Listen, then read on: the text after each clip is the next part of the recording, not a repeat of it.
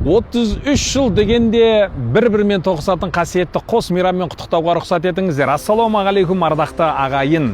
Бүгін жүректердің тазару мен табиғаттың оянуы, дін мен дәстүрді ұштастырған қос мейрам. Бірі әз Наурыз, ал екіншісі қасиетті Рамазан. Сондықтан құрметті достар, қос мерекемен құттықтауға рұқсат етіңіздер. 30 күн оразаның бір айты бар, жасаған жақсылықтың бір қайтарымы бар деген. Сондықтан 30 күн оразада Рамазан айында жасаған дұға, тілек, ниеттеріңізді Алла тағала еселеп қабыл етсін. Ал енді ұлыстың ұлы күні қарсаңында қазақтың қаумаласқан жігіттері бастаудың көзін ашқан, қыздары қырбасынан қызғалтақ терген.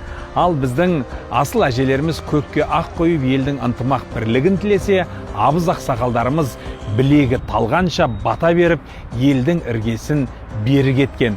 Сондықтан құрметті достар, ұлысымыз оң болсын. Бұл қос мереке 33 жыл дегенде тағы да бас қосады. Сондықтан 33 жылдан кейін бір-бірімізді осы мейраммен құттықтауды Аллах нәсіп етсін. Ұлысымыз оң болсын, ісіміз берекелді болсын, жегеніміз қой болсын, көргеніміз той болсын, жүргеніміз бау болсын. Беріктен тілек сол болсын. Аман болыңыздар.